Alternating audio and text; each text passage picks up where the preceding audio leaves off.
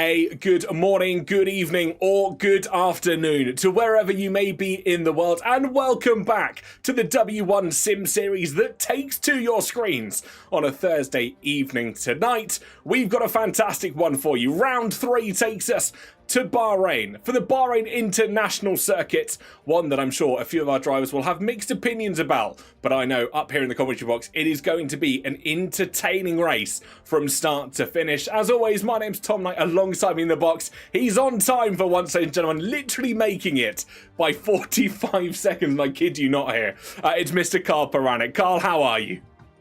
I'm great. I'm super happy I'm here on time. Super happy. 3 of the best. We've made them pay. We're here again. It's great to be here. It's interesting. Today's we're breaking a lot of new ground in many ways. In the gaming sphere, we're broadening our horizons, but here we are once again, the wonderful W1 series, and it's Bahrain.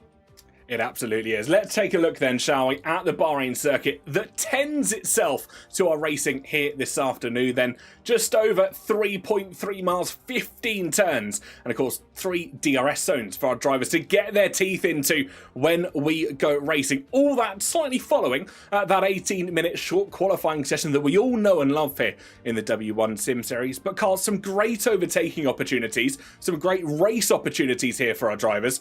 Where are we expecting to see maybe some of those key moves? Definitely turn 1, definitely into turn 4 for certain, those 2 big DRS zones, and there will be games probably. If you can set it up into turn 4, if people want to play chicken for that DRS, they absolutely will be doing. Don't come out and move potentially into that, I think it's turn number 10, that hairpin, that really sharp left-hander. You never know, there could just be a surprise or 2 sprung by a few of our drivers tonight. It's going to be an interesting race, Bahrain, I think. You're absolutely right, it will be. Let's not forget as well, it's so easy to lock your brakes into that awkward double left-hander, isn't it? You head in through turn 9 into turn 10 and suddenly that corner comes up on you so much quicker than you ever thought could be imagined. So one certainly to keep an eye on as well. And for the first time, which is absolutely lovely to see, we have got a full grid of 20 drivers, 19 full times, with 1 wildcard entry stepping in to that second Haas seat. Well, let's not beat around the bush too much. Let's take a look at how those lineups are tonight. So Alpine remain unchanged with Willow Keeble and Annie Crevis. It's Emma Clay, our last week's race winner, alongside Miss Newtrix for Team Aston Martin. It's then Melanie Janda and Carlotta Marchi that take on the Scuderia outfits for this evening's adventures, with Nicole Matua in the Haas car alongside our first reservist, or our first wildcard entry, should I say, Zara Shavoski in that wildcard seat in the second Haas, with Mayuki Panda making her first entry into the W1 series alongside Lee Woodward for Team McLaren. Carl, who have we got on the other 10? Good question. Let's find out. In Mercedes, they have an unchanged lineup from last week as well. It's Hevar and Farah Zorgui leading the line there. For VCARB, it is Catherine Thielking and Jen Pashkovsky-Turner back in the saddle. Great to see her back. Rebecca Morel, Jessica Ball, unchanged lineup for Red Bull, as is the case for the Green Machine. That is Melissa Muller and Charlotte Perkins. And then the greatest team on the grid has Martine Smith and Sarah Hardy behind the wheel tonight. Still no bias there from our resident Carl Paranek, who has absolutely no involvement with the Atalassian Williams Racing F1 team.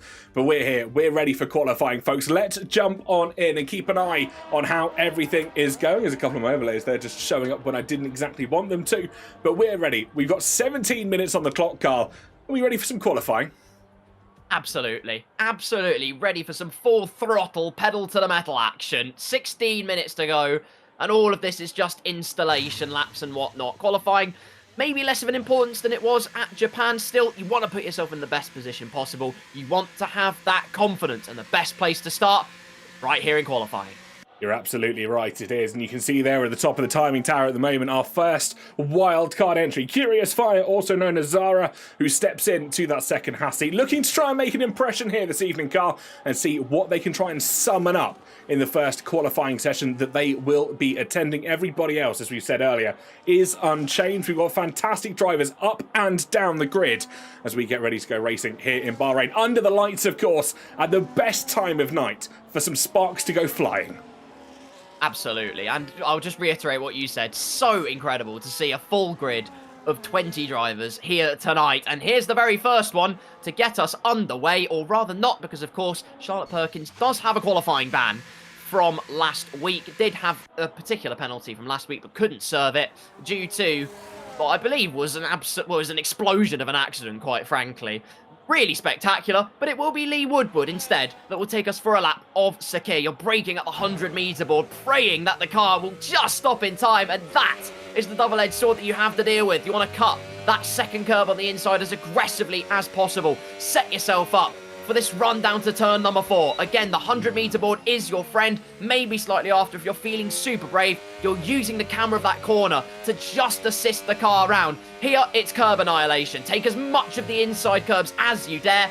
Keller Surprise, there it is, and in an example, at that second part, the car steps out at the right-hander, but it's all set up, Tom, for this double left-hander. It absolutely is. A key braking opportunity here on the Bahrain circuit. Double left-hander. You've got to clip that apex and then run as far wide as the circuit allows and immediately shift through the gears on the run up towards turn 11, which is, again, an oh-so-critical braking point as it sets up what is the run in towards the third and final sector, because the moment you get through the top of the hill, turn 13, you hit essentially a flat-out section until you cross the line. Brake into this long right-hander here.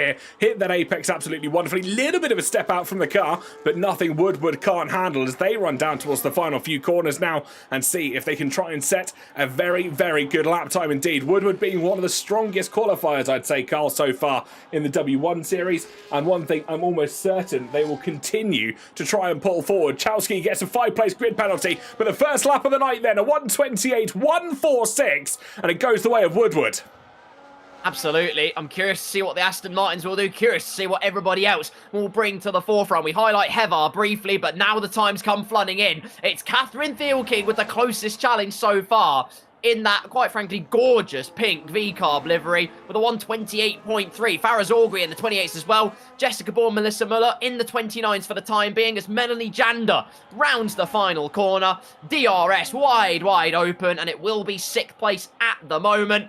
Can only imagine there's more time in that lap to find, but it's all a bit of a confidence game here in Bahrain, and it all comes down to that first braking zone. If you get it right, you're at one with the car for the rest of the lap. If you don't get it right, you're always chasing your own tail. It's a really, really weird paradox. You couldn't be more spot on there, Carl. Well, right on board with Curious Fire as they come up towards the lap, the final corner, and see what they can do for their first ever lap in the W1 Sim Series. It's going to be a 1:32.7 for Curious Fire, and see if they can try and improve on that as the session goes on. But still lots of opportunities, lots of lap time still for all of our drivers as we watch here with my Yuki Panda as they run up towards the line for the first appearance they've made in the season proper. They go 8th fastest with a 1:28.849 for Team Papaya McLaren, and still more drivers further behind them as well. Miss Nutrix will be the next to come up towards the line to set a valid lap. They'll get the DRS flap open, Carl, across the timing line. Can they try and look for good lap time here? They certainly can. It's 6th fastest.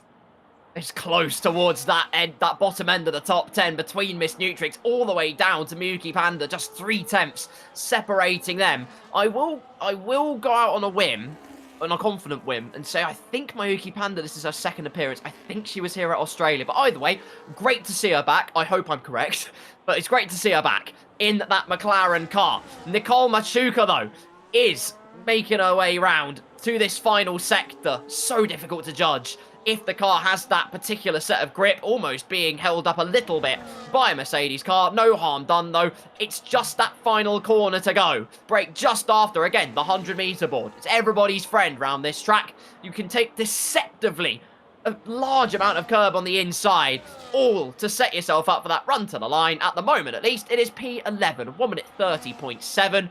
Just Emma Clay out of the ones yet to set a lap time. Of course, Charlotte Perkins and Jen Pashkovsky not setting a lap in qualifying due to those qualifying bans.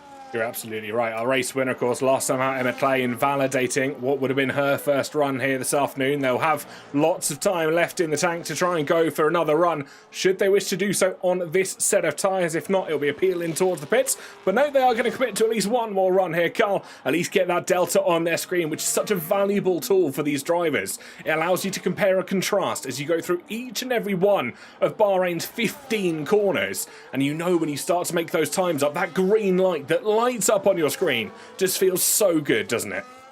It really does. I could not agree more with you, especially as you see it corner after corner. you try and not look at it, but subconsciously you are just flickering your eyes between what's in front of you with the track and the top right-hand corner of your screen for the most part. A purple Sector 1 for Emma Clay, leaving absolutely nothing on the table with her first time proper. And I think last week we saw the Emma Clay we were expecting to see at Australia. Calculated, cool, composed, bringing home the victory, and she's looking for a second one in 3 races. You are absolutely right. As they run down towards that turn 11, they managed to navigate turn 9 and turn 10 rather well. Emma Clay still looking to put in a good lap time here, and if she's doing this on what is already used tyres, Carl, there's going to be a fantastic lap coming when she puts on a fresh set of rubber and gets going for one final run, almost certainly purple in that second sector as well, Carl. This is looking like a generational lap from Clay. Could be a crushing psychological blow as well to the likes of Lee Woodward, Willow Keeble and so many others that thought they might have had a decent lap on for their very first time of the session, and that was on new tyres, bearing in mind.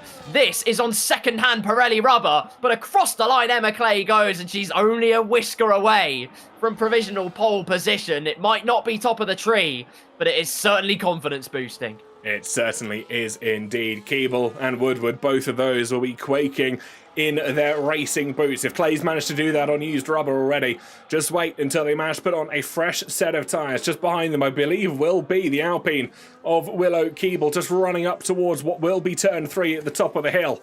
Just making sure they are ready and aware to what could possibly happen here in qualifying tonight. Of course, they are a very good driver in their own right and looking to try and secure what will be their first pole position in the W1 Series, Carl.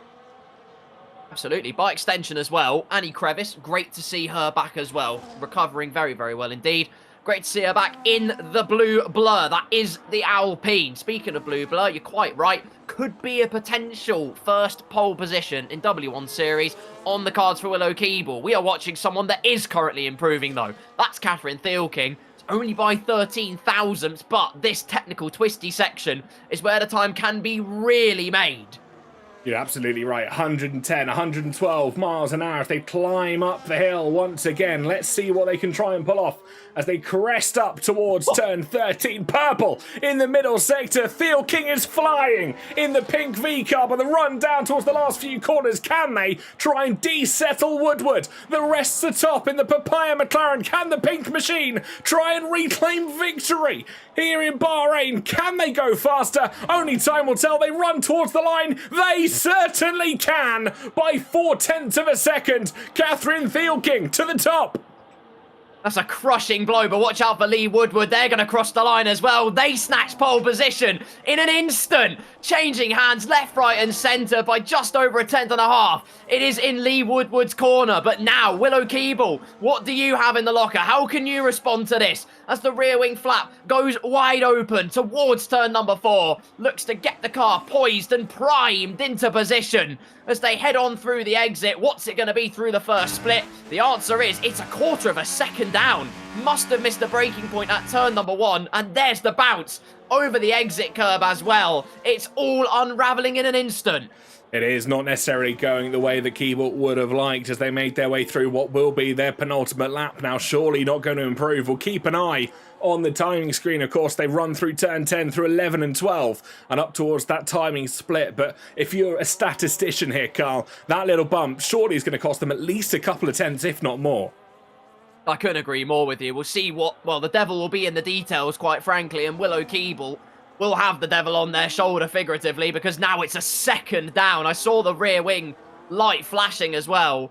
No real impetus to push, and I don't blame her for 1 second. As soon as you feel like the lap's unravelling, just cool the car and find the pace elsewhere. Farazorgui also not finding, well, phenomenal. I was going to say not finding phenomenal pace, but they've actually gone up to P5 with a 28.5. Loads of other people now making their way into that 128 bracket as we look to Hevar to see what they have in the locker, as it were.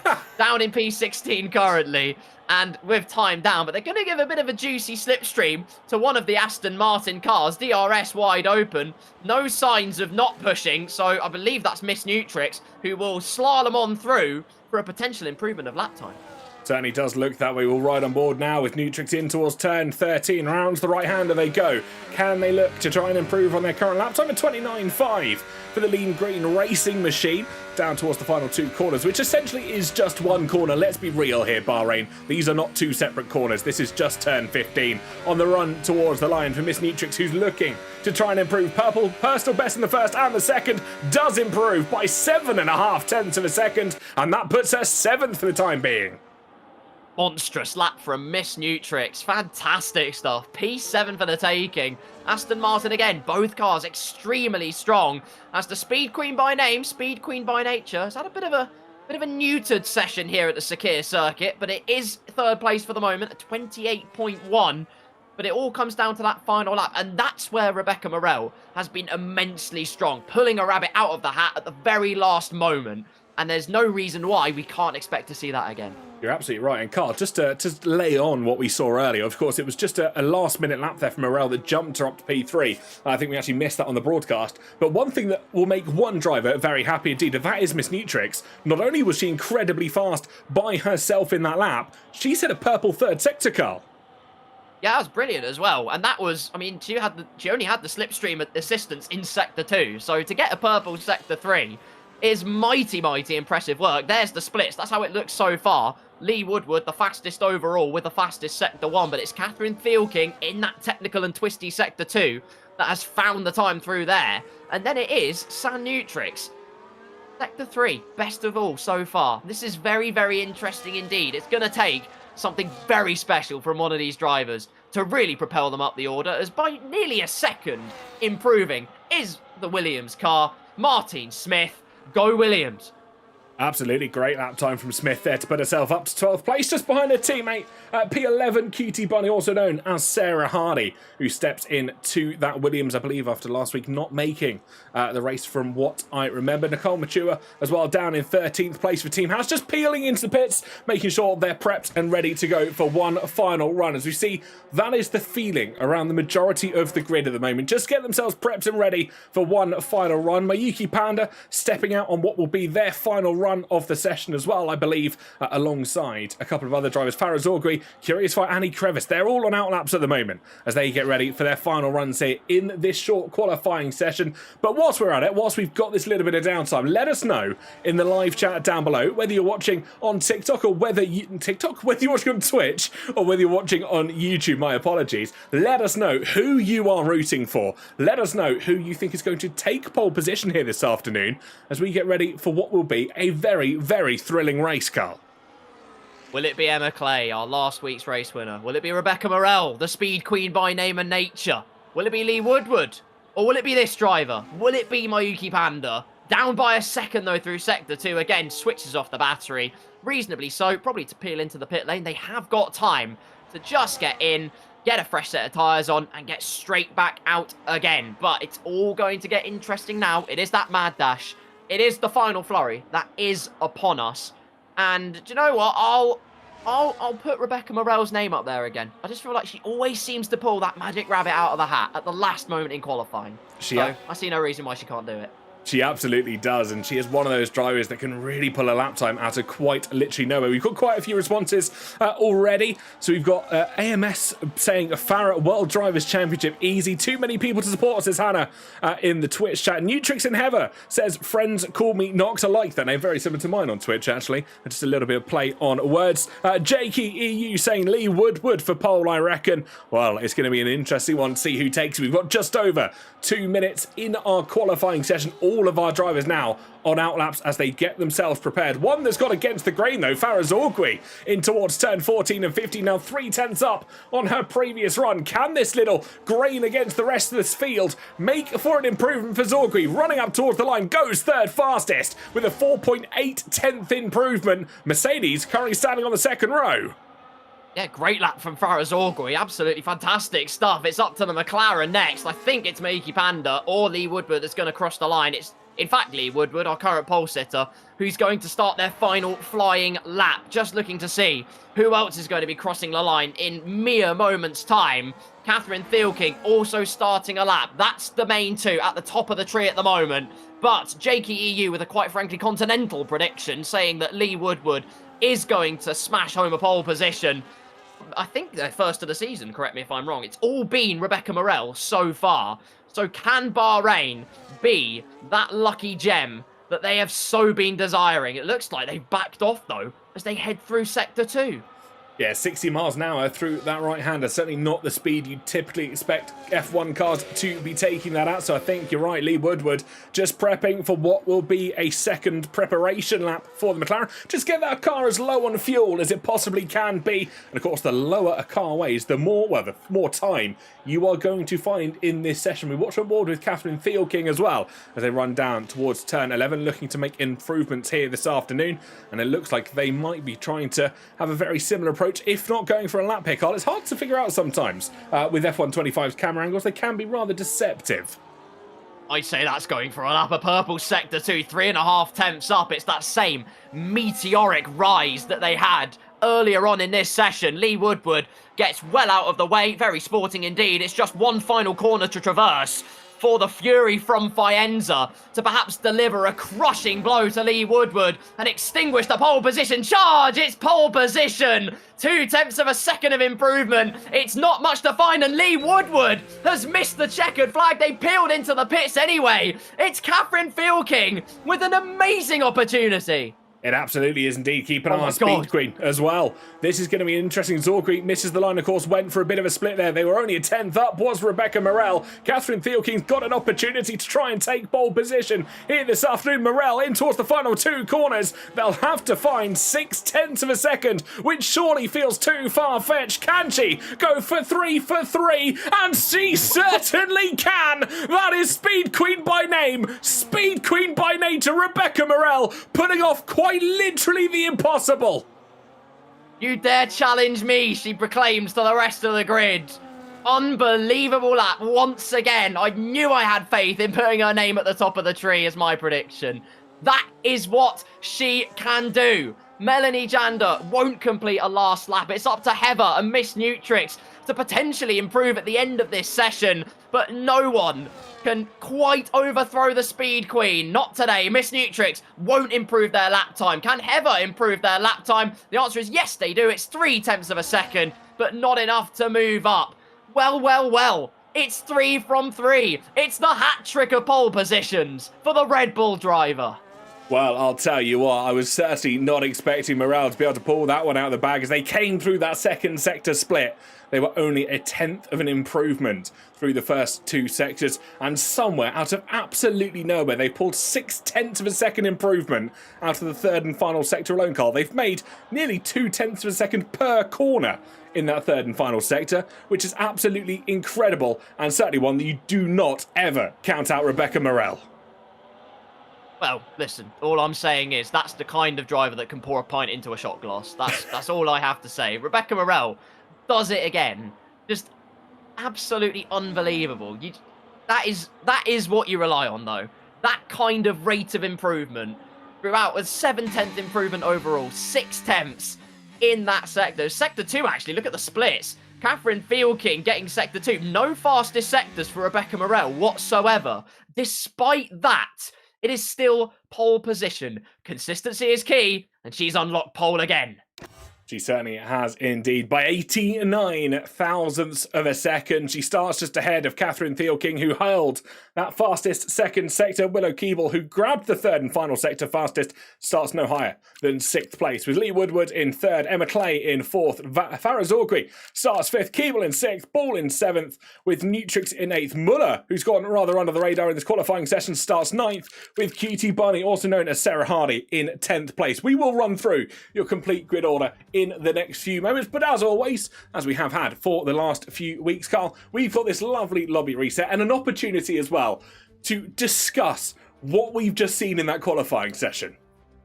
I mean, where do you start, honestly? Where do you start? It looked like a 2-horse race for a long time, but never count out the Speed Queen. Just unbelievable, honestly. Like, words can't even put it into context. That last sector was probably one of the best last sectors in league racing I've ever seen. Just out of this world. Ridiculous. Yeah, it was certainly one, I think, not only for the record books, but quite possibly for the history books as well, especially not only here in W1, but quite possibly in esports as well, coming down from 6.5, nearly 7/10 of a second to finding that final lap, and finding it in just one sector alone. Talk about incredible work. But we've got one thing we also need to talk about before we get ready to go racing for the race proper. Let's go have a look at our calendar, Carl. Yes, here we are. I'll do the first 5 rounds this time. Why Go for not? it. We had Australia, we had Japan, we've had 2 different race winners so far, but the same pole sitter. That trend continues today. Will it be a different race winner? Will Rebecca Morel finally break the jinx? We shall soon find out. After this Bahrain Grand Prix track, though, we have a trip to the Styrian Hills, the Red Bull Ring. It's the Austrian Grand Prix. And then the week after, entering February, we go to the birthplace of the Formula One Championship. That is Silverstone, the British Grand Prix. Such an iconic place to be. It certainly is, and certainly one that is going to promote some fantastic racing. If you can remember what happened in our pre-season race when we attended Silverstone, we saw an incredible comeback, and where Emma Clay held on by the barest of margins right at the end, even with a penalty hanging over her head. And certainly another one of those races that I wish we could go back and have a look at once again. But round 6, though, takes us from Silverstone over to the Stavelot Forest in Belgium on Thursday, the 12th of February, before a short hop across to Italy towards the Temple of Speed when we go racing for round 7, and then a short hop across to the Middle East again to Qatar for the 26th of February for round number 8. We then head to what has traditionally been the season closer for many, many years for round 9 on the 5th of March, before we head to Interlagos between Lakes, Carl, for round number 10 and Brazil, where all championships should be decided. And now that's one thing I'd put into rule if I was president. Hear ye, hear ye. Absolutely right. Couldn't agree more. Brazil, what a track to end at. And just once again, holy mother of glaze. But it's a great calendar. It is an absolutely sensational selection of tracks. And remember, these wonderful women, they all selected them. They had the choice, and this is what they came out with. So credit to them. Excellent work. Very much so, and certainly a calendar that I think can rival many of the leagues out there, if not all of the leagues out there, because it is one that I could commentate on 2 times a day and not feel tired of some of the tracks that they have chosen. And can we just say, thank goodness we're not going to, Miami or Vegas, something like that. Creative Series, I'm looking at you right now because we've been to Vegas too many times here. Hopefully not any more times, but no, fantastic calendar we've got on the series, and fantastic calendar for all of our drivers. Do make sure you've got those notifications on Twitch and on YouTube as well if you're watching. And if you haven't followed already, why have you not? Drop us a follow on Twitch, drop us a subscribe and a like on YouTube. That'd be much, much appreciated, so you can be notified every time we go live. Little hint, it's about 7 o'clock every Thursday evening for us folks here in the UK. Everywhere else, who knows, do the time conversion yourself, because I can't do 24 of them at one time. But we are moments away from getting ready to go racing, Carl. Rebecca Morel, that is the story though. 3 from 3 in terms of pole positions. Can anybody try and nab one from her this season? Well, you never know. I mean, in qualifying form, she's looked imperious, but racing is a completely different other thing. And I think, really, she's been pretty desperately unlucky. I mean, the VSC obviously ripped away a chance of taking a potential victory on Australia, round 1. Round 2, again, safety cars didn't really play a very helping hand in her strategy. It was a late charge on the soft tyres, just missing out on a podium at the end of the day. But even so, you create your own luck, in a way. Starting on the soft tyres, you can debate, was it a great move in Japan? Probably not. But we'll see. There's learning to be done. That's the thing. And we're now in Bahrain. It's a fresh track, a fresh week of league racing in W1 Sim Series, so they might well have learnt their lesson. But we shall see. There are many, many hungry sharks ready, waiting for blood in the water. You've got Emma Clay. You've got Catherine Thielking. You've got Willow Keeble. You've even got maybe outside shouts. Jessica Ball, with all her wealth of experience, she could be up there as well. You just can't write anyone out of it just yet.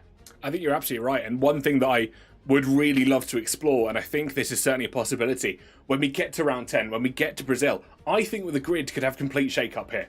As the experience comes in, as they do more and more races in terms of league racing, sort of as opposed to open lobbies, we are going to see these women and these drivers gain experience, gain lap time, but also gain a lot of confidence, I think, in this environment, which ultimately is what the series is all about. Let's not forget that core and centrally. But I think when we get to Brazil, when we get to Abu Dhabi, those last few races, I think we're going to have a real shake-up on the grid, and I'm all for it. Yeah, I completely concur with that. I mean, I know in the case of Hevar at least, and I'm sure a few other people as well, it is their very first league racing series they've ever done, or league racing season they've ever done. So they're learning the ropes constantly. So like you say, as we go on through the season, over these first few months of 2026, you are going to see that shift. You are going to see the evolution in each and every single one of these drivers. And that will be by far the greatest thing to see. Just really, at the end of the day, that grid closing up, compressing in down in terms of overall pace, the racing getting closer and closer, which, to be honest, given the racing we've had so far, I'll happily take even more of. Let's keep going. Absolutely. If we can have a 20-car scrap in Brazil and it stays as a 20-car scrap in Brazil, I am so here for it. But I think, as you've rightly mentioned, we see so many of the drivers, and I'm calling out the ones that stream because I think we see it probably more than those that do practice behind the scenes. But as you said, the likes of Heather, the likes of Melanie, everyone else that does these races, like Mayuki Panda that's stepping in for the first time today, they're coming leaps and bounds from what we saw in the pre-season races, from what we saw in round 1 and 2, and it is so fantastic to see that you can track that, probably, if someone's nerdy enough to do it, how the lap times are improving as they go through these races, because it's not just confidence, it is lap time as well, and they very much go hand in hand. Agreed. Absolutely agreed. And like you say, the streaming element is just another bit of, albeit slightly pressure entirely. It's not something you think you feel because maybe you do it so much, but as soon as you put league racing, as soon as you put that competitive element into it, you do subconsciously start to feel it. So it is another consideration, absolutely. But again, credit to them. There's already been improvements made, and I'm not just saying that. We can clearly see that improvements have been made. Their consistency is getting better and better. And that is by far the most wonderful thing to see. More so than results, more so than maybe going for glory. It is the journey along the way. Yeah, absolutely. And also, we, as a league, try not to, I don't want to say demand too much of our drivers. Obviously, the basic is turn up and race. But so many of them, and we ask them to turn their telemetry on, turn their data on, things they wouldn't typically have to do just to turn it up for, some open lobbies that their friends are hosting or just doing a standard league race. But for us, be able to run the live graphics, we need certain things on from a driver's perspective. I'm so happy that from the start, where we had maybe 3 or 4 drivers doing it, we've got pretty much every single driver tonight having their data, having their telemetry on. So it means that us in the broadcast booth can give you so much more information. The lap times they come in, we can see their battery percentages, everything that is going to help us give you the best show possible out there. So that's got to be a massive round of applause to these women that have done these things that quite possibly could be a little bit confusing to them. Like, I was confused when I had to learn about it all as well. I definitely was as well. I still forget to do it sometimes, depending on where I'm racing, truth be told. But it is little intricacies, but again, credit to all of them. They've done supremely well. I'll go on a whim. This Bahrain race is going to be interesting. Mostly because I've done a race around there recently. So, it should be an easy one-stop. Should be. The medium tyres, though, if you start on those, you have to baby them. They will last about 11 laps, maybe 12 if you are super careful. But you cannot be overzealous with them. Rule number 1. The hard tyres are a bit easier to deal with. There is a caveat, though. The tyre heating is absolutely atrocious. So, it is a bit of a cat and mouse game, but I think it will be interesting. I couldn't tell you one name that I think is going to win this. No, I don't think I could give you a Scooby. I couldn't probably even give you a prediction either to try and see which way it's going. But I'm going to call out and ask chat which way they think this is going to go. Will we see a previous winner return from one of our opening 2 rounds, or will we crown a 3rd winner here this afternoon in the Kingdom of Bahrain? Let us know down below in the Twitch or the YouTube chat. Got it right this time. Let us know who you think is going to take the crown here in Bahrain. We've got Ashley Eleanor almost immediately coming in saying Emma Clay still not biased. Red Bull winner, says Hannah as well. That could be interesting. Either Speed Queen, Rebecca Morel, or Jessica Ball as well. Certainly 2 candidates that could try and take this win here tonight, Carl. Yeah, we've got Med also saying, let's go Farah. Had a great run at it in qualifying. And I'd argue that is a drastic improvement in just one race, even from themselves. In that Mercedes car from Japan over to Bahrain. Clearly has a great affinity with it. No reason why they can't. Williams Sim Racing number 1. My goat. But they say, everyone is my winner. Correct answer. Absolutely correct answer. Good stuff. Hannah Malvia FX makes a great point. Tyre wear management should be the winning move, I feel. Very interesting talking point. I think you're absolutely right. Obviously, you want to try and minimise pit stops as much as you possibly can. We've got Sharkstorm in the YouTube chat who should be getting ready for their race. Lee, go get ready for your race. But they say, I'm going to try and win. You know what? If you don't back anyone, back yourself. I'm very happy with that response. I like the self-confidence. Yeah. Carry on. That is very, very good indeed. It all comes down to obviously that first run down to turn number 1. Many easy overtaking opportunities, mainly turn 1 and turn 4, but there are others that you can exploit if you get your lines right. I think for Rebecca Morel, as Ashley Eleanor says, respect to Curious Fire. Her first ever race. Ever. So Curious Fire, debuting in W1 Sim Series, debuting in racing as a whole, we salute you. That is incredible work from yourself. Very much so. And if you don't follow Curious Fire or any of the drivers, go check them out, because we've seen some of the work they do. Social media work a lot around racing and F1. Go check them out on social media. I believe the username should be the same handle pretty much everywhere. Don't quote me on that, though. But so many of the drivers do content on the outside. They do behind the scenes, some racing content. They do where they go to attend Grand Prix. It's fantastic. Go check them out. And they deserve all the love and attention that you are willing to go give them. It's absolutely fantastic. But I can tell you, though, we are mere moments away from getting underway with our formation lap, Carl. It's looking like a bit of a night sky here in Bahrain, but the lights are well and truly on, and we're ready to go racing.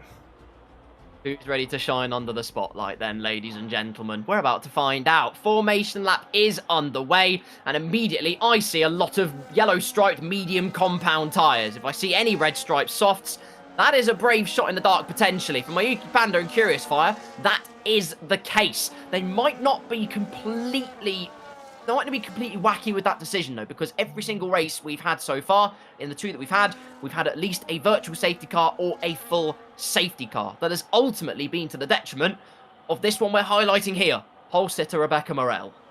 You're absolutely right. Of course, started now 3 from 3 races on pole position, and certainly one that you'll try and keep up with as we progress through the season. An 100% record in the league proper, getting pole position. Carl, that surely has got to be a title to try and dismantle for someone on that grid.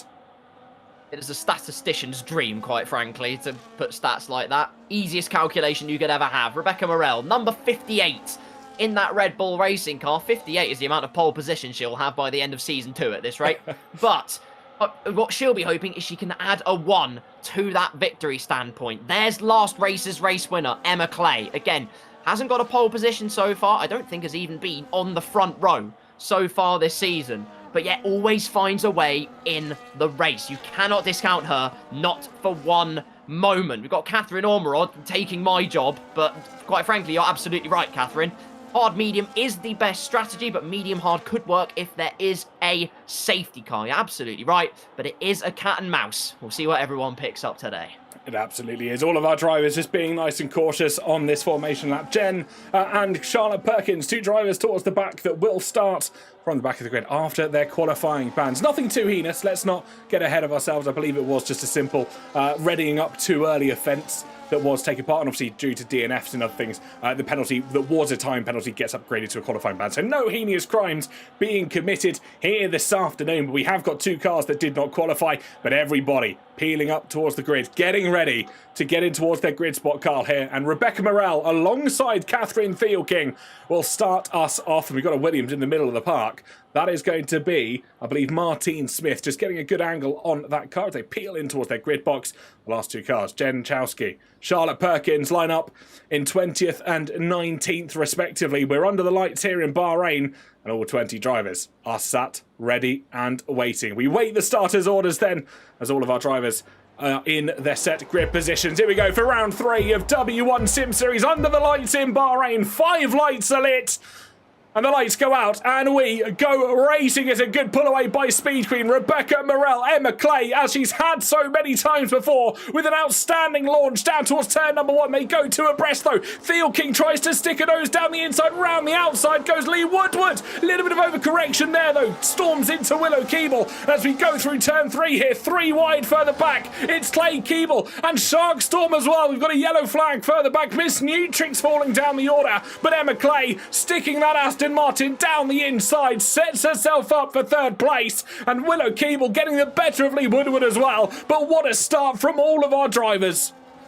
Yeah, Rebecca Morell's absolutely escaped. Scorching start there. Shark Storm. Lee Woodward not done there, though. Is going to use the marvellous momentum round the outside. Try and find that overall advantage. Has the inside line for the sharp left-hander of turn number 10. Still they remain side by side. Bravery beyond the call of duty from every single driver. Willow Keeble will win that particular battle for the time being. It's Catherine Thielking that's struggling, though. Emma Clay is absolutely hounding the V-Carb. Yeah, those hard tyres on that V-Carb really not firing up in the way that Thielking was potentially hoping for. And as you said, the medium runners of Clay and Keeble just continuing to hound on to that beautiful Miami livery on top of the Racing Bull. But that's allowed Speed Queen by name, Speed Queen by nature, Rebecca Morell, to pull a gap up in front. Clay now thinks about it in towards turn 14. Wham, bam, thank you, ma'am. And Emma Clay now second place, but it's got a gap of 1.7 seconds to try and chase down our leader in the Red Bull racing car. Emma Clay trying to break the toe just to stop Catherine Thielking from having a chance, but she was not. Oh goodness, Lee Woodward, and that was contact with the rear right of Willow Keeble. That sort of assists the Alpine on their way through, past Catherine Thielking, so that's 2 for the price of 1 in the space of 2 corners. Immediate end plate damage for Lee Woodward, who with all the confidence in the world has completely blown up the front wing here on lap 2. It's certainly not the way that you'd like to see this race start. You can see the front wing damage there on Lee Woodward's car. Front left end plate missing, just confirmation on your screens, as well as side by side. To the inside goes Melissa Muller out of absolutely nowhere. The driver that started down all the way in 9th place has had an outrageous start here for Kicksab, already finding himself in 6th, looking for the switchback here on Lee Woodward. On the run down towards turn 11 we go. Can Muller get the better of Woodward in a straight line? They certainly can. And that's 9th to 5th already. You can see the hard tyre runners, the way they're struggling. Catherine Thielking just can't keep up with Emma Clay and Willow Keeble, despite the lethal dosages of DRS. Some mesmerising manoeuvres being made by Melissa Muller to make it to P5, and those mediums will hold that tyre heating advantage for at least another lap, so that was critical that they made their way through. Next target is Catherine Thielking, the other kick-sabber of Charlotte Perkins, by the way, has had another supreme start, did the same in Japan, from 19th on the grid, is already up to 10th place. In the space of 2 laps. Up at the front, though, it's DRS trading. Willow Keeble is through. They're trying to make their way in and munch in on that 2-second gap. Jessica Ball and Farah Zorgui are fighting. Charlotte Perkins is through to P9. It's all kicked off here in Bahrain. Certainly has, and keep an eye on Miss Nutrix as well. Certainly one not to bow out to the fight here. Dropped all the way down to 20th place. Already is back to 17th. Talk about digging down, finding that resilience. And you have to come across Miss Nutrix, who's already up to 17th place. It's Carlotta Marchi repping Scuderia Ferrari that finds herself in 14th place. Gets the better of Curious Fire, of course, who already is having a good race. Remember, she's up 2 positions from where she once started. Let's not forget, it's her first ever race, I believe. Not only necessarily on F1 25, but as well, a storming start. Yeah, Curious Fire inquisitively on those soft tyres, making good use of them, up a couple of places. Excellent, excellent stuff. It is Farah Zorgui, though, who's looking to take advantage of the ailing Lee Woodward in P6. Look how much tighter they can get the car rotated.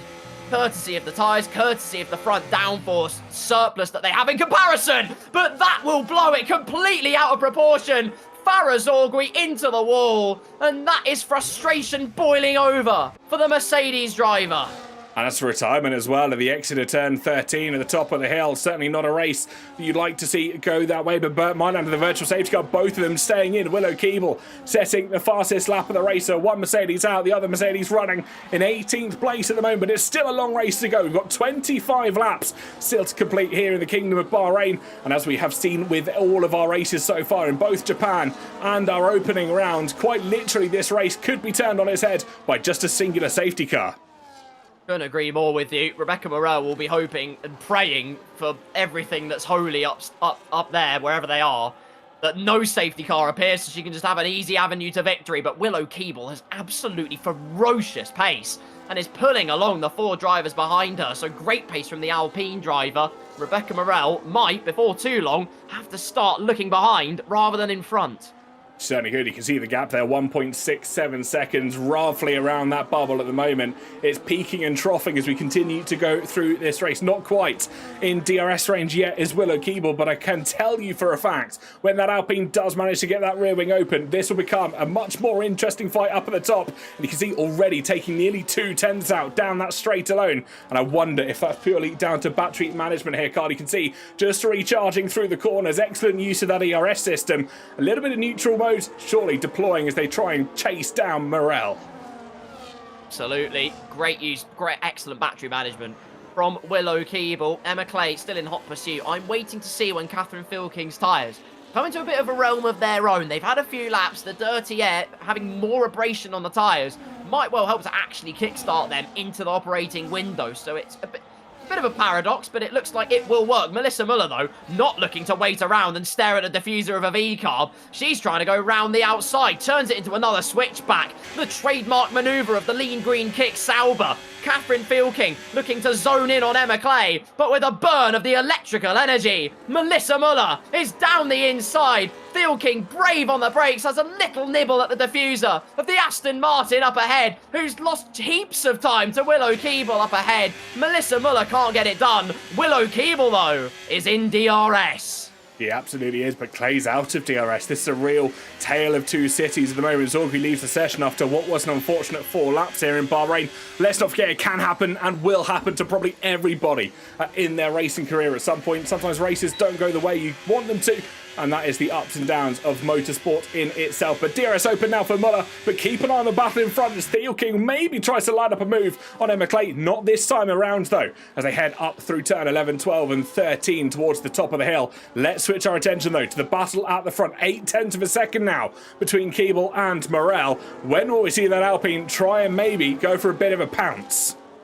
Yeah, I think Rebecca Morel looked to try and keep Willow Keeble outside of that 1 second window, but not to be at the moment. Lots of toe braking going on between 3rd and 5th place behind. Just they all immediately slalom onto the inside. But DRS is wide open, and now Keeble can just go about charging up the battery. Melissa Muller, though, at her second attempt at passing Catherine Filking, it is a much, much easier time. Through goes the kick Sauber driver. And I want to highlight in the Twitch chat, massive shout outs to Catherine Ormerod, but Charlotte Perkins has just gone for an audacious dive down the inside and has made it stick.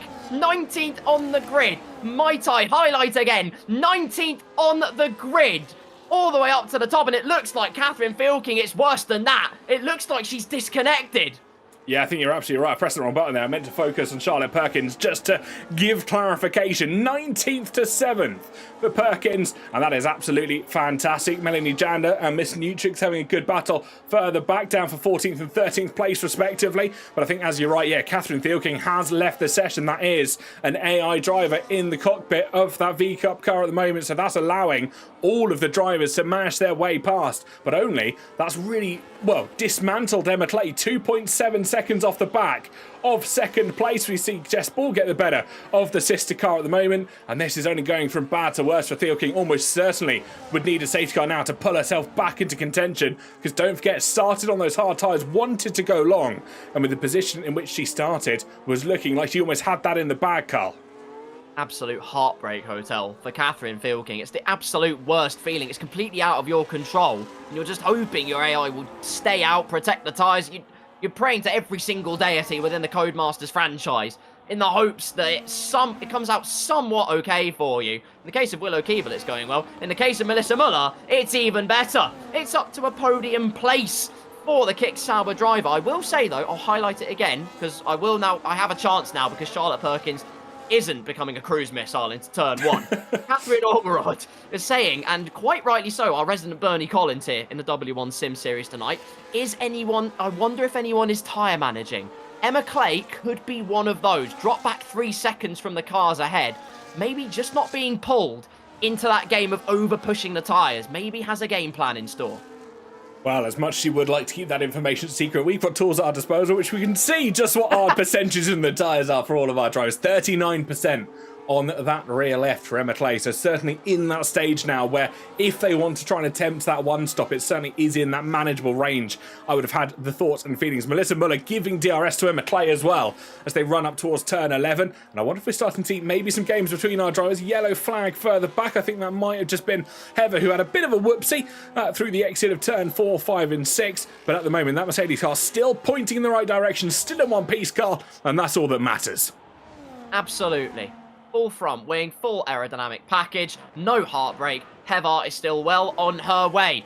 Also well on their way, Willow Keeble, also very, very well on their way, is this one here. Charlotte Perkins, complete confidence in that kick Sauber, has got, again, the ailing Lee Woodward in that McLaren car, but the hard tyres are starting to come into a bit of a realm of their own. Front wing damage or not, those hard tyres are doing good things. Lee Woodward defends the inside. And the last-ditch effort goes for the dive. Probably didn't mean to. The pressure applied by Charlotte Perkins. And it's going to work out extremely handsomely. DRS at the second opportunity. Side by side. It's a drag race. Down to turn number 4. Brave on the brakes is Charlotte Perkins. That's 14 places gained this race, but a wobble at the exit. And Lee Woodward executes the sumptuous switchback.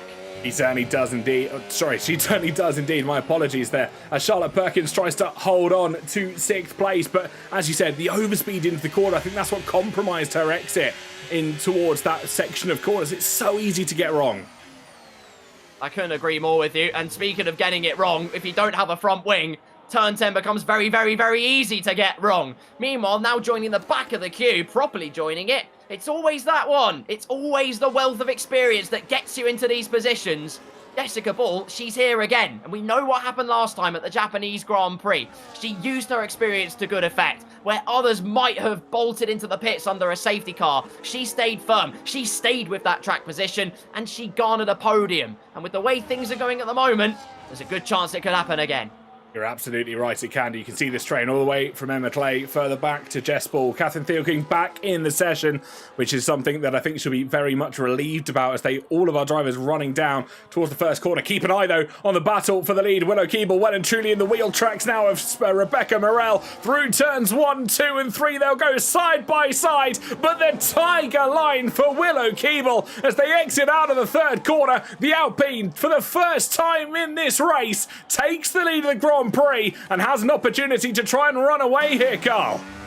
Yeah, Willow Keeble's paces looked imperious. It was only a matter of time, a long time coming really, but 9 laps later, 6th to first place for the Alpine driver. Leads a race in the W1 Sim Series. We have another yellow flag meanwhile, and Curious Fire has had a problem on the pit straight. It's Miss Nutrix as well, who has had a moment outside of turn number 2, possibly those mediums just starting to fade away. Into the pits though comes Curious Fire in her first ever race to get 9 laps on soft tyres. Impressive work, well done. Heather also dips into the lane. Willow Keeble's already broken a second. You're absolutely right. Those tyres starting to work themselves in towards the ground. Keeble and Morel, though, both on the same lap medium tyres. In fact, the top 5 are all on medium tyres. And I do wonder if that was just maybe Curious Fire going a little bit over slowly into the pit stop, not necessarily knowing where that line is. You can see them slow out the pit box. And actually, as they cross over that line, maybe being a little bit overcautious. They have got a bit of wing damage. So it's so easy to mess up that pit entry, especially at Bahrain, where you are belting it out of turn 15 and have to slam on the brakes to get the car stopped. Absolutely, and this will all come with experience as well. I think it might have been a pit limiter thing as well that allowed Heather to slalom on through. That's a Williams making an overtake. That's fantastic. Miyuki Panda, though, spins the car around. It's a perfect pirouette, 180 degrees, but it is the sign, the clear sign that the soft tyres are well past their best. Speaking of tyre changes, Emma Clay, after just 9 tours of Sakia, has peeled into the pit lane. That she certainly has. Medium tyres off, hard tyres going on for the Aston Martin to see this race out. 19 laps, certainly one to look achievable here as a mixture of drivers also into pit road. Melanie Janda, Mayuki Panda. I'm a poet and I didn't even know it as they both peel into pit road. 13th and 14th respectively. Both of them opting on towards the hard tyres to see this race out. A car has a fairly expected strategy, I believe, here this afternoon.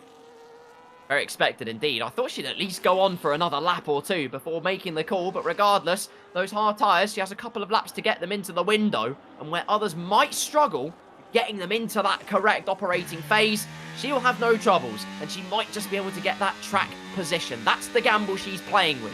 At the moment, though, Rebecca Morel back in DRS range of Willow Keeble. It's a kick Sauber 3-4. Melissa Muller, Charlotte Perkins, 15 places gained for that second kick Sauber in particular.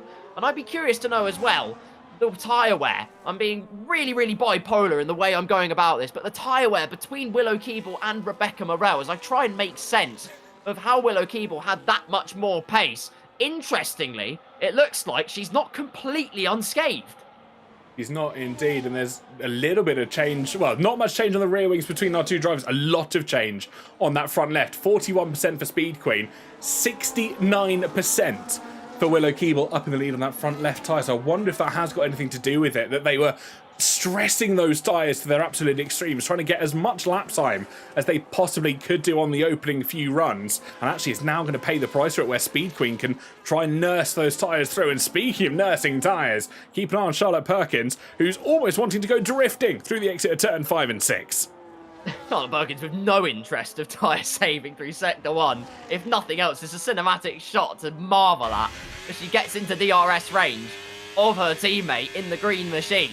Again, searing race pace from Charlotte Perkins in particular. We've highlighted her so much during this race, but from 19th on the grid after serving a qualifying ban, after the implosion that happened on the pit straight at Suzuka, to come to Sakhir despite the qualifying ban and to gain 15 places, to be in the conversation potentially for the race win. That is absolutely remarkable stuff. Well, let's not forget, in theory, if there's a safety car here, she will come out in 4th place, give or take a few positions with Emma Claystow in 5th, being the leader of those who have boxed so far. But to be up this high after starting 19th place, that is something that you have to give credit for. As they run through turn number 14 and 15, it looks like Melissa Muller might be peeling into pit road. That she does. So the first of the Saubers into the pits, followed by Lee Woodward just behind. She also makes the entry into the pits for the McLaren. So both those drivers will be opting off of their medium and hard tyres respectively, as everybody else now starts to make preparations for surely what will be their pit stop. So Carl, just whilst we have this lull in play, everybody's just getting accustomed to where they stand at the moment, let's go back and have a look at this. Absolutely. Replay here, and it's Rebecca Morel at turn number 1. We cut very quickly as the Williams makes the move. That's glorious, but it's those rear tyres, the soft tyres, just screaming for resuscitation, and that's the price you pay. You want that overall pace, you want that initial splurge of pace as you go through the first phase of this race, but the ultimate bullet to bite is the fact that those rear tyres are a pain to try and maintain, which is exactly why Miss Nutrix has now peeled into pit row as well. You're absolutely right. Keep an eye on Clay, though. Now has an opportunity to try and get back in towards contention for these lead positions. She's got Melissa Muller just in front of her for 6th place in towards the tricky and technical section of this circuit. Sector 2 being probably one of the most demanding of a driver to get every single braking zone correct. And let's see what Emma Clay does. Is she going to wait for Melissa Muller, who's got to warm those tyres up, let's not forget, because Muller boxed. So she is net in front at the moment. This is not a waiting for a pit scenario anymore. Yeah, Emma Clay just gaining minute amounts of time here, there, and everywhere. Braking zones, apexes, traction zones, reeling in the competition. But this is mission critical, really. She knows she's got the tyres up to temperature. Now she's just got to make that move. Our leading duo peel into the pit lane. Charlotte Perkins, the leading trio, make their way into the pit lane as Jessica Ball goes on for one more lap. That is mightily brave, but I'll tell you what, if she makes it, I salute that. Hard compound tyres going on. Catherine Fieldking also back in the action. Has got that gap down to 2.7 seconds. On those hard compound tyres, don't rule out the RB driver just yet. I think they have a surprise in store. Don't at all, but look at this. The overcut, I think, almost certainly is why Clay goes for the move in towards the first corner, locks that front right for the Aston Martin, but was done being stuck behind Melissa Muller. Up to 5th place now for Emma Clay. Last week's race winner, let's not forget. And now the charge well and truly begins. Top 2 yet to box. Everybody behind has done their mandatory pit stop so far. Carl, I don't want to say this is a little bit corny, but the race is on. Absolutely, it is on. I'm just seeing what tyres Charlotte Perkins put on her wagon as well. I'm pretty sure it was hard tyres, and indeed it was. Just looked like they had so much more bite at the front end than their teammate instantaneously, despite the later box. So, again, credit to Charlotte Perkins. Clearly has great synergy with that Sauber car. Rebecca Morel unchallenged though, as is Willow Keeble. That gap remains at 2.5 seconds. Penalties raining in though. The Stormy Cloud finds the Williams of Sarah Hardy, and that is a 3-second time penalty. Now accumulating to 6 seconds worth of time penalties, but both Williams, running at the moment at least, in the top 10. They absolutely are. Both with penalties to their name, though, which is rather unfortunate. 6 and 10 seconds, respectively. Martine Smith picking that up for, I believe, a pit lane speed violation slightly earlier on in the race. Cutie Bunny, Sarah Hardy, of course, picking that up for multiple track limit violations, which have accumulated her the 6 seconds of penalties that she has at the moment. Jess Ball in towards pit road, then hard tyres going on to that white ball as they run down pit road. Willow Keeble gets past, as will their teammate Speed Queen Rebecca Morel, as well everybody, down to, I believe, 8th place. We'll keep an eye there. It could be close between Woodward and Ball, though, and I think the overspeed from that Piper McLaren gives them the position. So Jess Ball exits pits out in P8. Fantastic stuff, and now has an opportunity to have some of the freshest tyres in that top, what will become the top 7 now. Absolutely, quite right. Has to just get through that groaning phase of the tyres, trying to find the right temperature, but it's Melissa Muller who's made the move on Emma Clay, and here's the double-edged sword. You go for that undercut, you get the tyre heating, but now you have older tyres and slightly less great tyres than everybody else. So it's Charlotte Perkins now that has a chance. Annie Crevice picks up a 3-second time penalty for track limits excursions, but it might well be the Payne station being visited by Emma Clay. Through turn number 10 they go. Wide line taken by Charlotte Perkins, all in the name of finding traction, which she absolutely has. So the pressure is on. It absolutely is. Something I want to just check out and have a look around the field at the moment. Let's see some of the battles that aren't going on in the top 10, Carl, because we love to just see how everybody's getting on. Yellow Flags, Melanie Jander just having a bit of an excursion there at the top of turn 4. I feel that could have been somewhat instigated by a commentator's curse. We'll briefly swift over that. We've got Curious Fire on the back of Jenchowski on the run down towards turn 4 as well. These two having a great little race between themselves, and Curious Fire in her first ever race. Fantastic stuff to be doing, and just making sure to finish the race in itself. It's probably more than I did on my first ever race in F1. Absolutely. You just never know what could happen as well as another fastest lap comes raining in, and Charlotte Perkins brings on the overtaking masterclass. Once again, through she goes into P5, back into the top 5 places, and on the green machines go. What a race they've had so far. Catherine Fieldking, though, I'll go to Hannah Malvia in the Twitch chat, saying the hard medium strat is very interesting and I support it. And, well, she had great pace on that last lap compared to Jessica Bull, of course, nursing her tyres into the pit lane. It's Lee Woodward, though, all over the back of Emma Clay, who will have 1, 2, 3 overtakes being done in quick succession, hoping not to chop off the front wing this time, is the McLaren Maestro. But look at the confidence on the mediums, the ability to get so much earlier on the power, to burn the battery, to show the nose to the inside, to pile the pressure on and force the lock-up. And now there could be a good chance with DRS. A slight burnout, though, might put pay to that. Yeah, I think the traction that Emma Clay there got actually just spelled almost disaster for the efforts of Sharkstorm, but you can see the extra traction, the extra grip that those medium tyres are allowing that McLaren to take the corners at almost a greater speed than the Aston Martin in front. The confidence on the car is almost certainly tenfold what we see further forward. Yellow Flags further back. Heather's had a bit of excursion at the exit of turn 3. Still, though, car pointing in the correct direction, so we will not make too many amends of that situation. But the four-way fight that's going on for P4 on circuit at the moment is certainly one to keep our eyes on. And one thing to bear in mind here, Carl, Willow Keeble has made nearly 2.5, 3 seconds on our race leader, Catherine Thielking, up in front.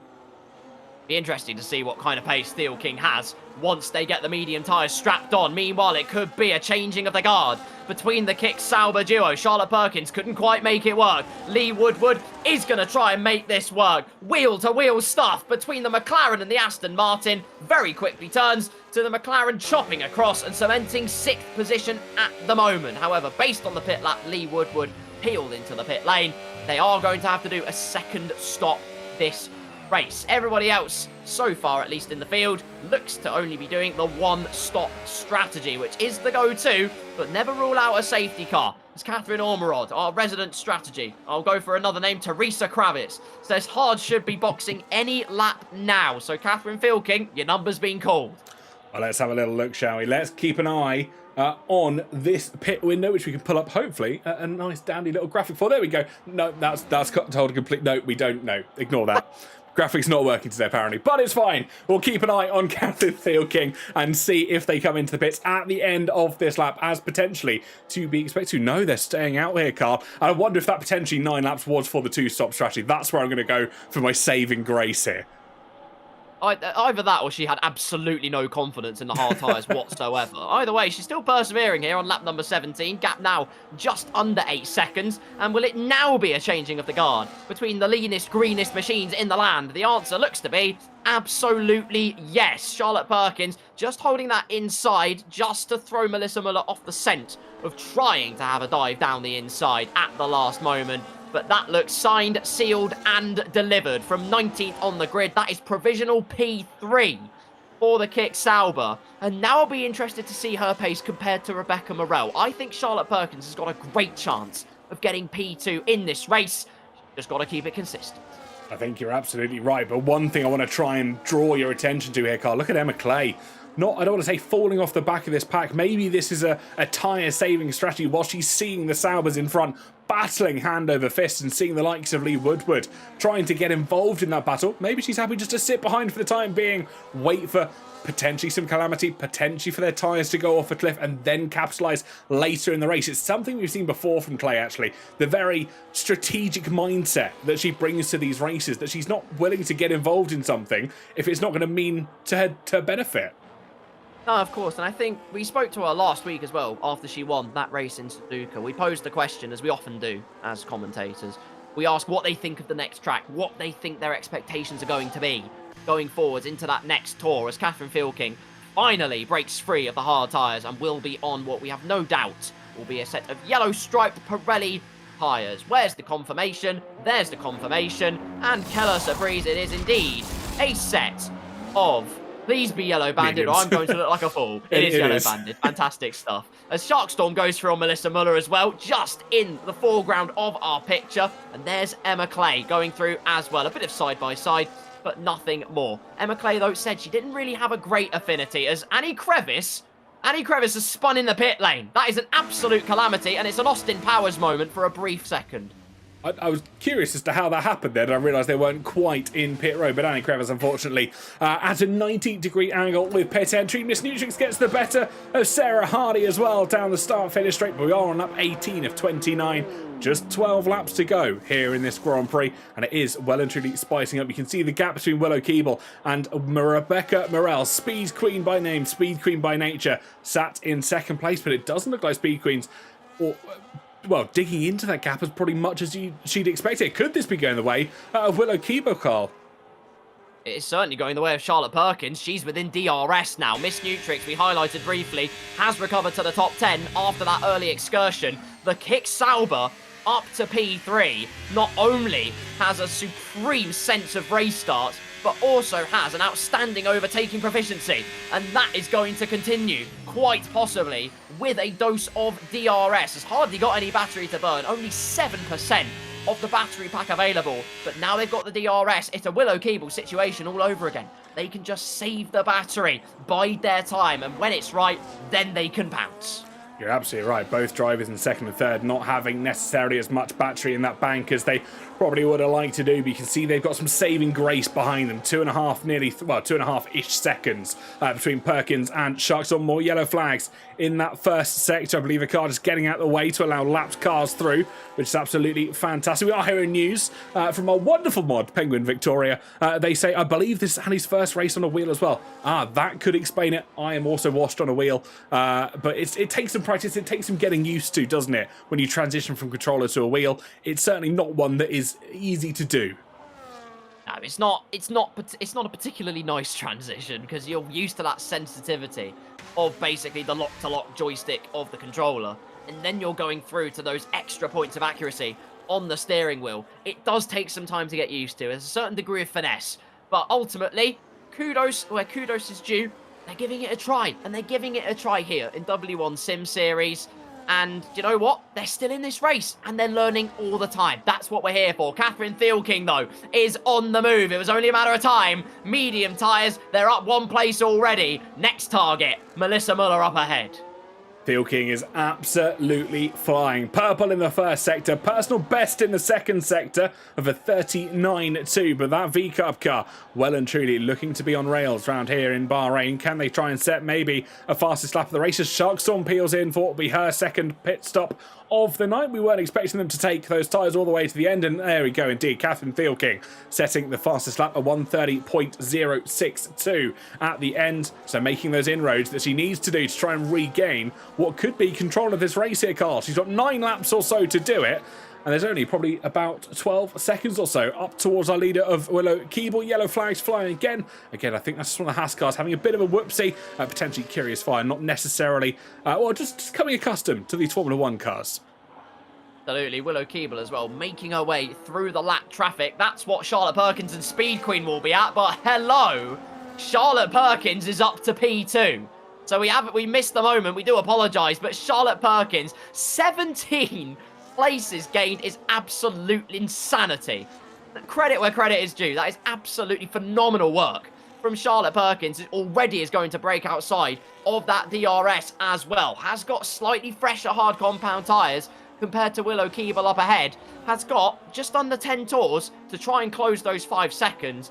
Safe bet, you'd probably say Willow Keeble does have that advantage available to her. Let's see how the tyres faring out. 26% on the front left, 32% on the rear left, compared to 32% and damage on the front left for Willow Keeble, 30% on the rear left for the Alpine that leads this race. This is well and truly going to be a photo finish and one for the headlines in the morning if this keeps going the way that it well and truly deserves to. Let's not forget, of course, Perkins having, let's just say, an early exit out in Japan last time out, just coming accustomed to safety car rules and regulations down the start-finish straight. But what a performance they're putting in here this afternoon to be able to come back from 19th on the grid to find themselves second and within 5.5 seconds of winning this race with still 8.5 laps to go, Carl. It's a mark of the driver in question, and it's also a mark of the learning that's been made since that last week. Has put all of those demons to bed today with a, quite frankly, superlative performance so far. Rebecca Morel trying to chase down Charlotte Perkins behind, but Willow Keeble is right at the forefront of the list for driver of the day quite easily, along with Charlotte Perkins, to be honest.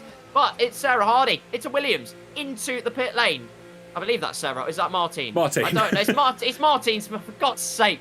Sorry, Williams. But Martine Smith is into the pit lane for his second time this race. Sharkstorm has a 3-second time penalty. It's Catherine Field King, though, who is a woman on a mission. Down the inside at turn number 11 on those mediums. Left, right, good night. That is P4 for the taking. So keep an eye on that delta then, folks. 4 seconds now, make that 3.8 as they try and chase down Rebecca Morel. Of course, 3 times pole sitter here in W1, taking every single one of the season proper pole positions so far and looking to try and make a good impression here in the race as well. But 3.5, they've made nearly half a second in 3 corners. Field King is flying on new mediums. And those mediums really, really biting into the bitumen with brilliant velocity. However, the question is, what tyre wear are they feeling compared to the competition ahead? Clearly no problems on the front end so far, and only 22% wear. So clearly going for that later stint, whatever tyre you choose second, just absolutely loves life round this circuit. So Catherine Field King looks to have solid medium compound tyres, as cutting out of the pit lane there, that I believe is Jen Paszkowski, who is just peeling out. Heather close behind as well on a new set of medium tyres. Potential battlings might be going on further behind. Speed Queen, though, is just hanging on to Charlotte Perkins, and it's a good thing they are. Has just been quietly catching up to Willow Keeble. 7 tenths over the previous couple of laps. That front wing damage, I fear, might just be hurting more than we anticipated out front. You're absolutely right. Let's see if this wants to work for me. Probably not, as it's house and boated. We are beta testing these still at the moment. For the wonderful Racer Ray, he deserves a bit of a shout out, who makes all these overlays and the packages, gives such an insight on the broadcast, which I absolutely love. But we can do the manual translation ourselves here, Carl. 2.5 seconds as it stands at the moment. They've made 1.5 seconds in this lap alone, I believe. Yeah, Field King is on a mission. Absolutely flying. There they are in the background of your shot. Not too far away, not too far from a whisker away, as Miss Nutrix has another moment at the Sakir circuit, but carries on, no damage, just emotional. Behind, it's Martine Smith. I got it right this time. They've made a move on Melanie Jander. up the Williams. Speed Queen, though, by name and by nature, using the DRS, closes in on Charlotte Perkins again. Just not quite close enough. You just need that pace advantage. Probably need to be about half a second behind coming out of the final corner to be able to make that move as Lee Woodward blazes into the 1 minute 30s, a 30.9. They're trying to hunt down Jessica Ball. You're absolutely right. Theo King last lap was a 1:31.5. Speed Queen last lap a 1:32.5. Just a second between our two drivers, lap after lap, but with less than, well, 8 or 9 laps to go here at the moment. Theo King has the opportunity to try and chase down our race leader. 7.6 seconds up to Willow Keeble. The question will be, can they try and hang these tyres on right until the end, or when will those mediums start to fall off the cliff they are known for? We can see them going probably 10 or 11 laps or so, which will comfortably take them till the end here. They've got to try and do some tyre saving if they want them to be performing at lap 28, at lap 29 here. Again, a big psychological battle that Catherine Fielking has got to play with. Do they burn the tyres out to get that track position, to get P2 on the road? Or do they just save the tyres a little bit, conserve them, make sure they do actually ascertain those points? As Catherine Ormerod quite rightly says, hello again, Bernie Collins, the last 3 laps aren't fun on mediums. You are quite right, particularly if you're going 11 laps. It could be right on the bubble if they continue to push them that hard. Speed Queen, though, could be on the move. They've been biding their time, and it's a potential show of the nose down the inside. Chopped aggressively by Charlotte Perkins, who says absolutely not. Gets an excellent exit out of turns 2 and 3, and that will put pay to that potential opportunity. It certainly does, but don't count out another move in the future. Speed Queen Rebecca Morel, only 0.5 of a second off the back of Charlotte Perkins, who, let's not forget, started down in 19th place. Just 24 laps ago, has managed to climb through the field with unprecedented form in that Kick Sauber at the moment, and stands herself amongst P2, just 4.7 seconds off the back of Willow Keeble, who in her own right has driven such a professional race here today. Started 6th, managed to drag her car up to 1st place, and has pretty much stayed there ever since, Carl, hasn't she? Absolutely. I could not agree more with you. My top shout for driver of the day, particularly because she's been holding that front wing damage for such a large portion of this race. Yes, Charlotte Perkins is chipping away at the gap, but it's been a relative stalemate, really. She hasn't had the massive inroads that one having a full front wing versus one not having that particular complement of aerodynamic performance might have.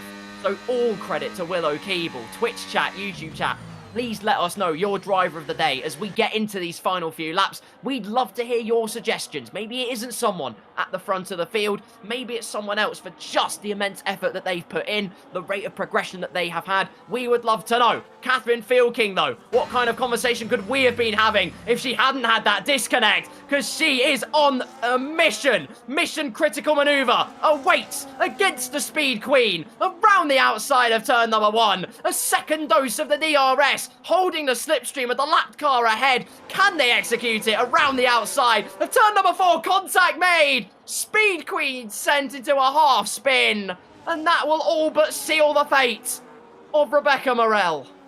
An unfortunate end to Rebecca Morel's race there. Theo King, little bit of contact as they came through the crest at the top of the hill, and one that is oh so common to see, isn't it, Carl? You try and get 2 cars side by side there, and unfortunately 2 does not go into 1 in this situation. Just to answer Hannah's question in chat, where did Catherine start? It was in 2nd place, but dropped, I think, about 7 or 8 positions when that disconnect unfortunately happened. So this has been somewhat of a recovery drive so far for herself. Yellow flags in the first sector. I think that is just Curious Fire coming out of pit road, just making sure they don't get in the way of all our other drivers. Fantastic sportswomanship for all of our drivers here this afternoon, Carl, and not only today, but on the previous race as well. As Sharkstorm now looks to remove on Emma Clay. Last round's race winner, let's not forget, in her own right, one of the fastest on her day. Lee Woodward wants to try and get a boogie on here.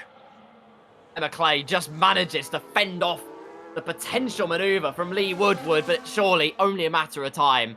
There's no way that they hold the advantage. Lee is just going to hold on behind. Just wait, charge the battery, never mind! Shows the nose again aggressively to the inside. It's a trademark of Lee Woodward. Does not shirk out of any particular manoeuvre. As Catherine Fielking continues her storming progress, now within DRS of Charlotte Perkins, who's done well in her own right to get the gap underneath 4 seconds. Catherine Thielking even more so. And again, I just highlight what kind of conversation we would have been having as Sharkstorm does get the move done on Emma Clay. I just got to wonder what kind of conversation we could have been having about the RB driver had it not been for that disconnect today. I think you're absolutely right. We could be running out of laps here for Thielking to try and, well, have contention of the lead of the race. Never say never, though. We've had ourselves, both me and you, proved wrong in many, many races before. But we'll wait and see how this comes into fruition. Can Thielking and Perkins maybe work together to try and chase down that Alpine in the lead? Could we see Rebecca Morel maybe storm a comeback for potentially a podium ride? All will be revealed in just 4 or so laps as we come on to what will be lap 27 with 4 to go here in the W1 Sim Series round 3 in Bahrain. And let's just peek an eye back, Carl. Once this potential overtake has maybe not come into fruition, we'll wait for the DRS to finish. We'll then have a look back and see what did in fact happen to Rebecca Morel just a few moments ago. Absolutely. Catherine Thielking was, well, perpetrator or not, I leave that up to you. The court of public opinion in the Twitch chat and the YouTube chat. But for now, at least, she's absolutely flying with a barnstorming recovery. Shows the nose to the inside again, but this time we'll hold it back. Go for that tighter crank on the wheel. Through turn number 1, get the exit, optimize it as much as possible. Now burn the battery towards turn number 4. Charlotte Perkins saving it all the while. Thielking late on the brakes as they dare, but it's not going to be enough. Charlotte Perkins holds firm for now with just over 2.5 tours to go. Lovely little helicopter shot, but the dirty air is going to put pay to Thielking's potential overtaking opportunity.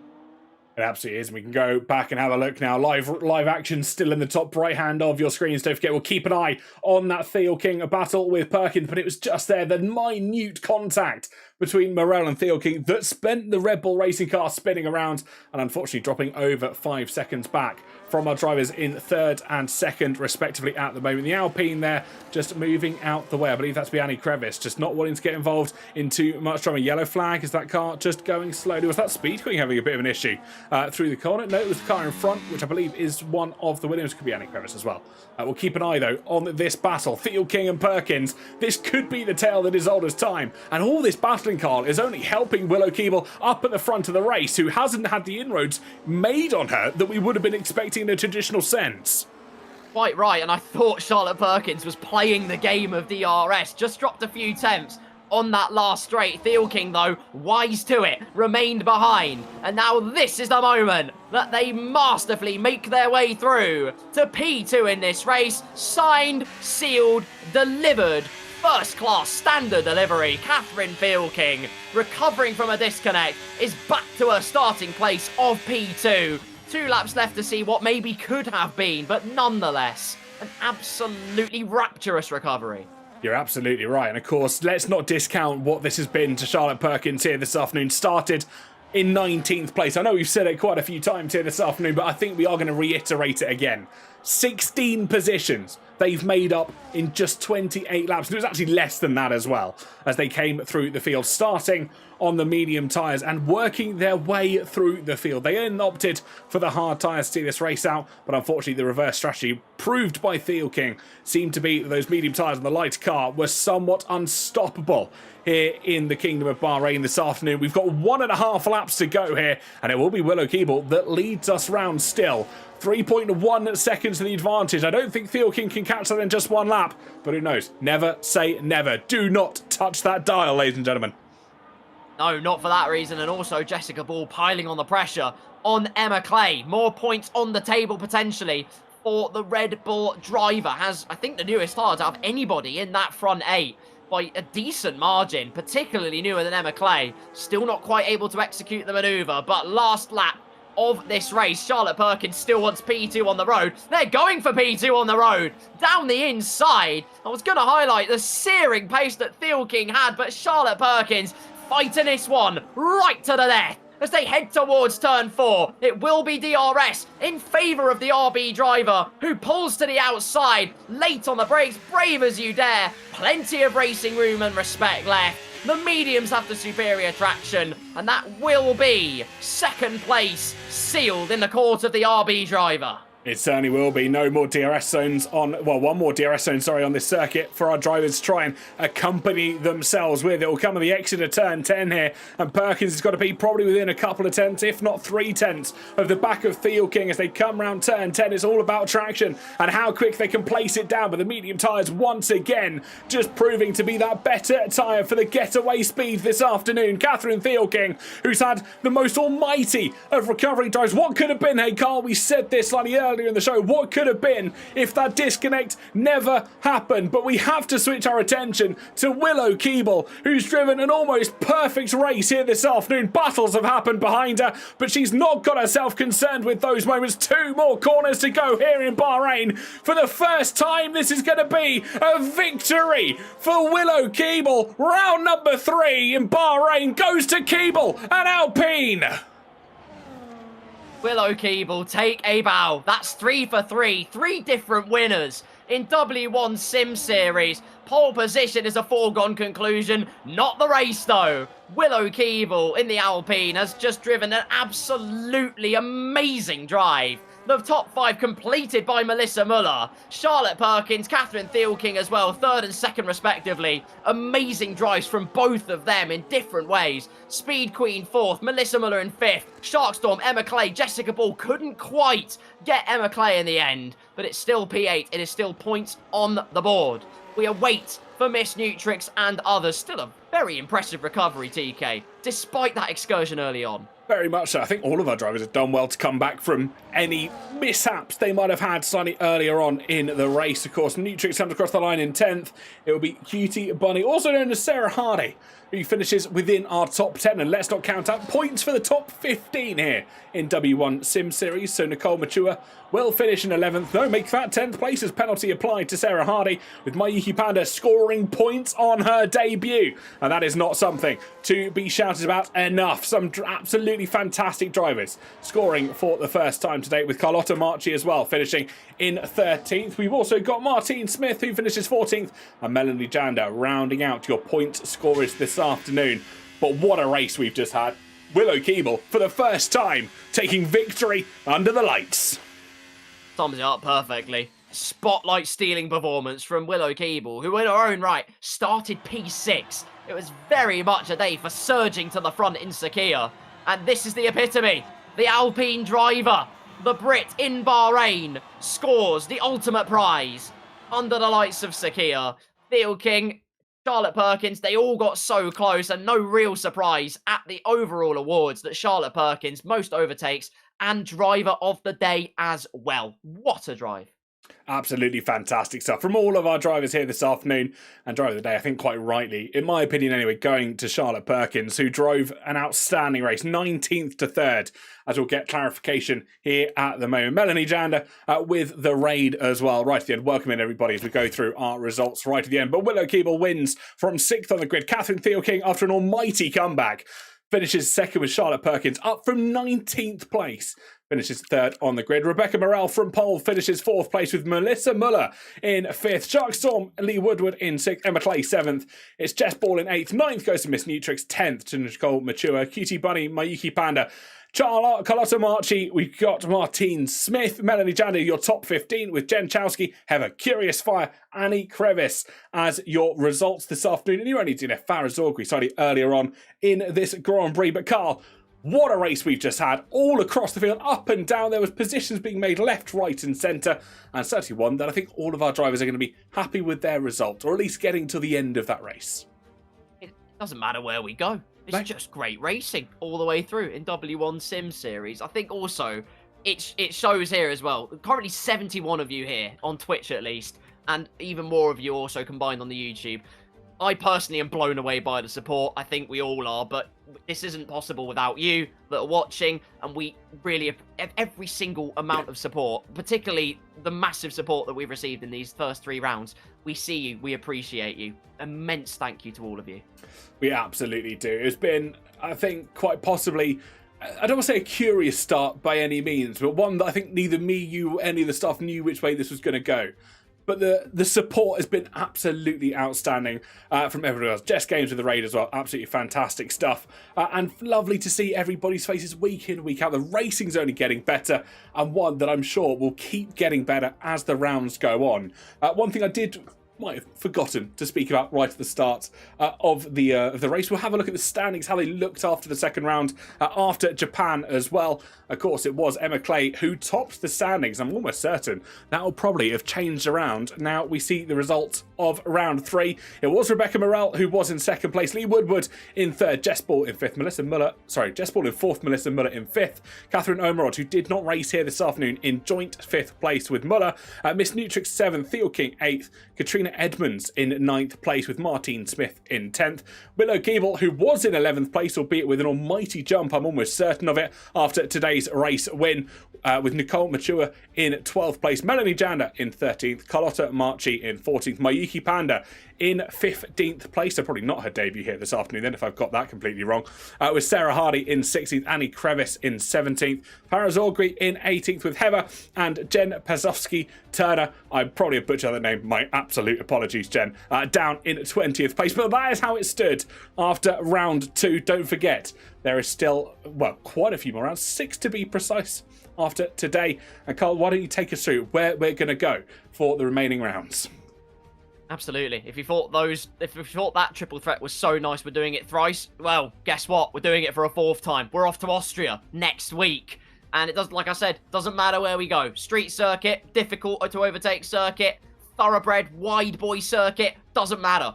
Every single time it's a banger, and Austria will be no different. Make sure you're there, 7 o'clock British time next week on Thursday.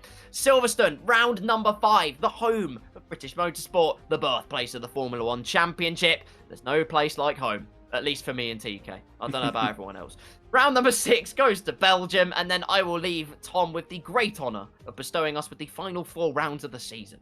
So after we head from Stavolo, we go across to Italy for the Temple of Speed, one of my personal all-time favourites on the F1 calendar, and one that we will bring you on Thursday the 19th of February, before a short hop across the seas to Qatar on the 26th of February, and then we head to the final 2 rounds. 5th of March takes us to Abu Dhabi for round 9, and then we finish at Interlagos, the Autodromo Jose Carlos Pace, on the 12th of March for round 10, where who knows, we might have already, crowned a champion by then. We might be crowning a champion in South America. You'll have to tune in to find out. Don't forget, every single Thursday, 7 p.m. UK time, whatever that is in your local time, you can do the translations, but we will be here every single week, bar one, I believe. There is a break in the schedule, and I can't remember where that is. Well, I mean, what a calendar. What a calendar. We say it time and time again. It is packed to the brim with thoroughbreds. It is packed to the brim with absolute blockbusters. And we are all here for it. Meanwhile, I posed the question to all of you in the Twitch chat, in the YouTube chat. I'll start with Twitch. Who was your driver of the day today? Well, Ashley Eleanor said absolutely everyone. Very diplomatic. I appreciate that. But we've seen, well, there was one, I think, more than anything else, and I think it was Hannah Malvey off the top of my head, and it was, who said Charlotte Perkins has got to be driver of the day. I mean, P19 to P3. There's so many different conversations we could have been having after this race. What if Catherine didn't disconnect? What if Charlotte Perkins didn't have the qualifying ban? So many other things besides. What it will do, though, is really turn the standings on its head, and that can only be a good thing. You're absolutely right. Keep an eye on our social media as well, where all of those results and standings will be posted after the stewards have had their input on maybe any decisions that might not have gone the driver's way. But yeah, let us know in the live chat who you think was your driver of the day, because Carl, there's probably about 3 or 4 drivers that I could nominate personally for my driver of the day for varying reasons here. I concur completely. There's 3 or 4 names I could throw into the hat. Mainly, Willow Keeble. Go up there. Yeah. 6th place, front wing damage, 1. Charlotte Perkins, P19 to P3. Catherine Thielking, disconnected. Yep. Still finished P2 with the alternate strategy. Just shows how incredibly overpowered the alternate strategy is as well. You learn something new every day on the F1 game. And then you have, well, the consistency of others maybe to throw into the hat as well. Or maybe someone that it just looked like they had that extra ounce of learning compared to everybody else. That extra crumb of confidence they could have taken through. Miss Nutrix even, who had a bit of an excursion early on. So many names you could put into the hat. And it's a credit to every single driver in this league. I think I echo many of your same sentiments here. That I think there's probably 5 or 6 names, albeit everyone has had a fantastic race day. Some maybe not have gone the way they would have liked to, but actually when you put 20 cars on a grid, most times out of 10, you won't finish with 19 on the track still. So that is a credit to all of our drivers. But as you said, Keeble winning the race. Fantastic drive from her. Theo King with a fantastic comeback that I think I've seen very, very few times in F1 League racing and inside of esports. Charlotte Perkins, what a drive from 19th on the grid, and what could have been if she didn't start from the back. We've got the likes of Rebecca Morel, who had that little setback, still drove rather well. Nutrix had that spin, drove in a fantastic comeback race to finish 9th place. We've got the likes of Jen Chowski, who started, I believe, at the back of the grid after that, qualifying ban on her part. She was happy in chat that she hadn't come last in a race. And there's been so many more of those. Curious Fire didn't finish last in her very first league race. And there's always things, I think, for each and every one of these drivers to be able to take from today's race and go, you know what, I'm proud of that moment. And on to next week, there's going to be another moment where they go, I'm really proud of that moment. And they just build and build in confidence. And you love to see it. You really do, honestly. And that's the key thing. It's finding that progress, and it's finding progress that you are proud of as well. It's so easy. Negative noise is so much louder than that positive noise. But again, it's a mark of the culture that's been built here in just 3 rounds. Everybody uplifting each other, and it's so wonderful to see because everybody is recognizing those small incremental improvements that they are making. Whether it's their first season, whether it's their 5th season, whether they've been on the blocks for ages and ages and ages. That epitomizes everything about this league, and I'm super proud to be a part of that. You're absolutely right. Well, it doesn't look, unfortunately, like we've got any drivers in for a chat right at the end. It is a sad one. We don't make it mandatory. We don't hold them at gunpoint to try and get them in for an interview. Alas, we do try and encourage them to come and have a chat with us. We don't bite, we promise. We are very, very friendly people up here in the commentary box. But alas, we have got no drivers in for a chat. So unfortunately, no opportunity to speak to any of our drivers right at the end. But Carl, if the lovely people at home wanted to hear more of your fantastic voice, where can they do so? Well, I'll tell you where you can't find me, and that is Copenhagen. You won't find me there. But you will find me at my name, just over there and over there. I have a pretty distinctive name. If you type it, you'll probably find me there. Once again, Tom, huge pleasure to commentate alongside you. W1, hugely honoured that you would have me back for a 3rd time in a row. I really do appreciate it. But TK, where can they find you on an internet? Well, I'll tell you where you can find me on the internet. I'm at They Call Me TK just below my name down there. I'm going to point at both because I point at the wrong one every single time. That's my username. Go check us out. Drop us a follow if you haven't already. That'd be much, much appreciated. In terms of W1 socials, at W1 Series on pretty much every single social media. Drop us a follow. If you're watching on YouTube, drop us a subscribe and a like on this video. It absolutely does wonders. I cannot tell you how much it helps. And if you're watching on Twitch, why have you not hit that follow button yet? Do it right now before we end off for the stream. But as the sun sets here in a night sky Bahrain, the lights dim as we head to the next round. The Styrian Hills await our drivers. Until next time, everybody, have a fantastic evening. Good night. God bless.